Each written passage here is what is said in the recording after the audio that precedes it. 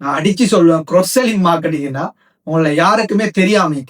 ஒரு நாள் வெள்ள வத்த ரிகோனுக்கு பிரேக்ஃபாஸ்ட் சாப்பிட போனேன். அங்க உள்ள போகலே 2-3 சம்சா சாப்பிட்டு வரோம் தான் மைண்ட்ல பிக்ஸ் பண்ணிட்டு போயிடுது. அங்க டேபிள்ல போய் இருந்தது வெயிட்டர்ட்ட சொல்றேன், சம்சா மட்டும் எனக்கு கொண்டு வாங்க சொல்லுங்க. அப்படி நாங்க ஸ்பெசிபிக்கா சொன்னாலும் எப்பவுமே வேற சோட கொண்டாந்து தான் டேபிள்ல வைப்பாங்க. சோ அப்படி வைக்கக்குள்ள நான் சொல்றேன், நான் ஒரு வெயிட்டர்ட்ட எனக்கு சம்சா மட்டும் கொண்டு வாங்க, வேற ஒன்றும் தேவையில்ல அப்படின்னு சொல்லி. அதுக்கு அந்த வெயிட்டர் என்ன தெரியுமா சொன்னாரு, பரவாயில்ல தம்பி இருக்கட்டும் சரின்னு சொல்லிட்டு நாங்க சம்சாவை மட்டும் சாப்பிடுவோம் நினைச்சு நான் 3 சம்சாவை மட்டும் சாப்பிட்டுட்டு நான் என்ன செஞ்சேன், அவரு தந்த அந்த இன்னொரு சோட்டிஸ்ல இருந்து ஒன்று எடுத்து சாப்பிடும். அதான் அந்த வெயிட்டர் பார்த்துட்டு அவரு செஞ்ச மார்க்கெட்டிங்ல அவர் சக்சஸ் ஆயிட்டான்னு சொல்லி ஒரு சின்ன ஹாப்பி அவரு. நானும் எனக்கு தெரிஞ்ச ஒரு மார்க்கெட்டிங்லயே இது மார்க்கெட்டிங் தான் தெரிஞ்சே மாட்டி கொண்டுட்டு அதுல பெனிஃபிட்டையும் எடுத்துக்கும். அந்த வெயிட்டருக்கு உங்களுக்கு கூட இதுல நேம் கூட தெரியாம இருக்க சான்ஸ்.